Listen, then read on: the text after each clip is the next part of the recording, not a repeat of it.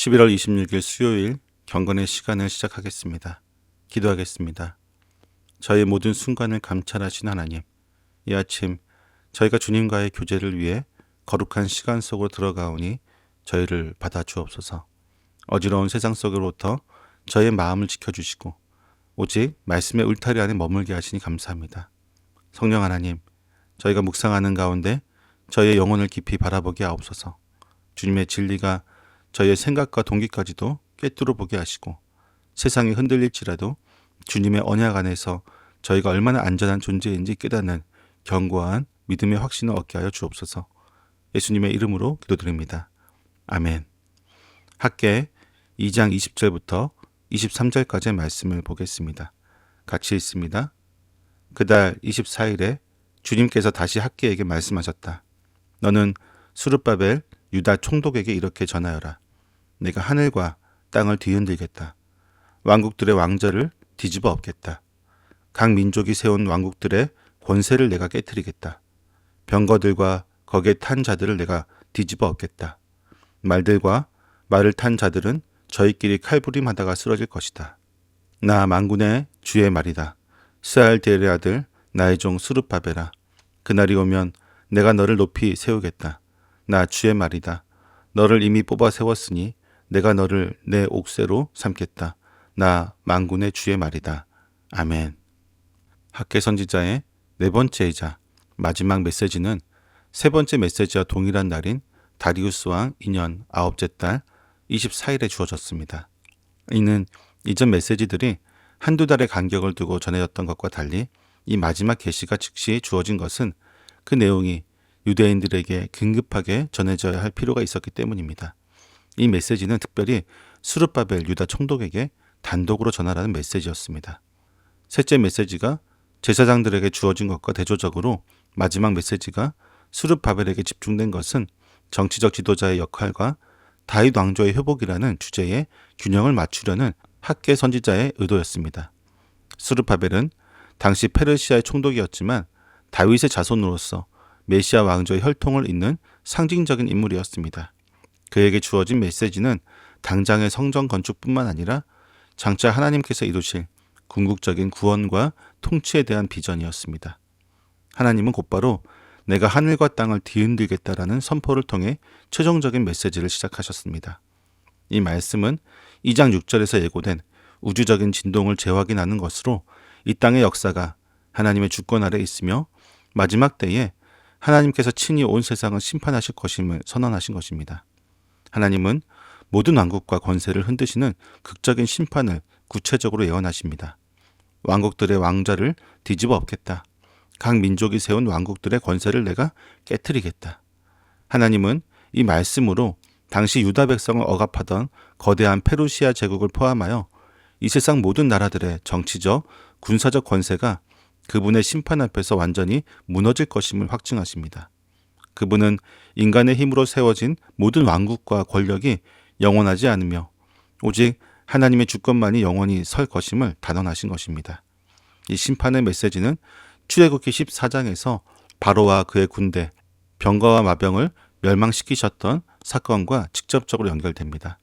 하나님은 과거 이집트의 군대를 멸하신 것처럼 세상의 모든 왕과 군대를 멸망시키실 것입니다. 병거들과 거기에 탄 자들을 내가 뒤집어 엎겠다. 말들과 말을 탄 자들은 저희끼리 칼부림하다가 쓰러질 것이다 라는 말씀은 고대 사회의 최강의 무력인 병거와 말조차 하나님 앞에서는 자멸하게 될 것임을 분명히 선언하신 것입니다.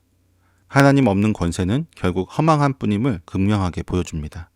세상의 모든 힘은 스스로 멸망을 자초할 것이며 오직 하나님만이 흔들리지 않는 궁극적인 왕이 되심을 드러나게 될 것입니다. 모든 세상의 왕자와 권세가 무너지는 심판의 날에도 하나님은 그의 종에게 주신 언약이 영원히 흔들리지 않을 것임을 선언하십니다. 이 마지막 절은 스룹바벨에게 주어진 가장 영광스러운 축복과 사명을 담고 있습니다. 하나님은 스룹바벨을 세 가지 호칭으로 부르십니다. 나 만군의 주의 말이다. 스알디엘의 아들 나의 종 스룹바벨아. 그날이 오면 내가 너를 높이 세우겠다. 나 주의 말이다. 하나님은 그를 다윗의 왕가의 혈통으로 인정하시고 하나님께 쓰임받는 직분자로 확증하시며 세상 왕들이 무너지는 날에도 하나님의 대리자로 영광스럽게 세우시겠다고 약속하십니다. 이 모든 축복의 정점은 내가 너를 내 옥새로 삼겠다는 언약입니다. 옥새는 왕의 권위와 통치권을 상징하는 가장 중요한 물건입니다. 이 약속은 과거 하나님께서 왕 여호야긴에게 옥새를 빼앗아 예루살렘을 멸망시키셨던 사건을 떠올리게 합니다. 그러나 하나님은 이제 스룹바벨에게 다시 옥새를 주십니다. 이로써 다윗 왕조의 언약을 회복하셨음을 힘있게 선포하는 것입니다. 비록 이 약속은 스룹바벨에게 주어졌지만 궁극적으로는 다윗 왕과의 혈통을 따라 오실 메시아, 즉 예수 그리스도를 예표합니다.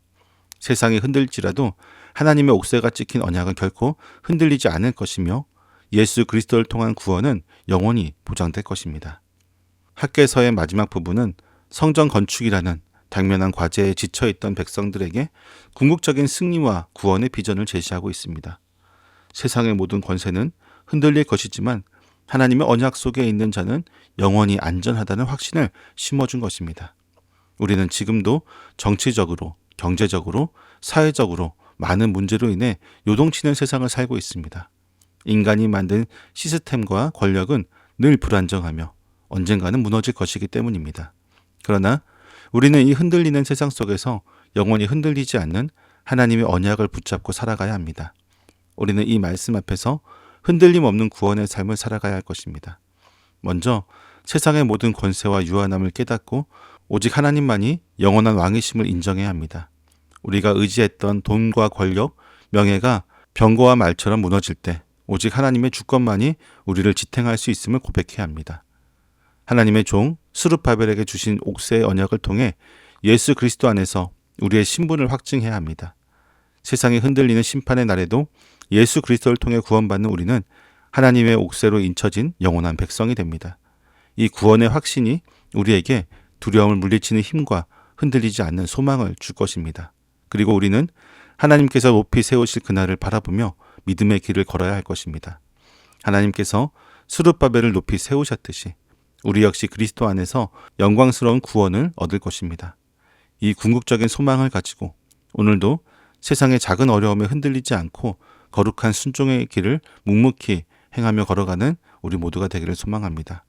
하나님의 언약은 영원합니다. 흔들림 없는 구원의 확신 속에서 오늘도 승리합시다. 기도하겠습니다.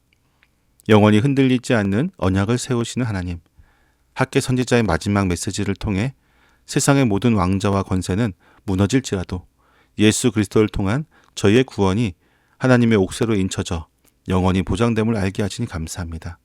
그러나 저희가 눈앞의 정치적, 경제적인 불안함 때문에 쉽게 요동치며 오직 하나님만이 영원한 왕이심을 망각했던 저희의 작은 믿음을 회개합니다. 허망하게 무너질 세상의 힘과 권력을 의지하고 흔들리지 않는 구원의 확신을 삶 속에서 누리지 못했던 저희의 연약함을 용서하여 주옵소서. 이제 저희가 하나님의 종 스룹바벨에게 주신 약속을 저희의 것으로 붙잡고 나아갑니다. 저희가 세상의 유한한 권세와 돈, 명예를 의지하지 않고 오직 영원한 왕이신 주님의 주권만을 인정하게 하옵소서. 저희가 하나님의 옥새로 인쳐진 백성임을 확신하며 흔들리지 않는 소망 속에서 오늘도 거룩한 순종의 일을 묵묵히 행하게 하여 주옵소서. 그리하여 저희가 주님께서 영광스럽게 높이 세우실 그날을 기대하며 승리하게 하여 주옵소서. 예수님의 이름으로 기도드립니다. 아멘.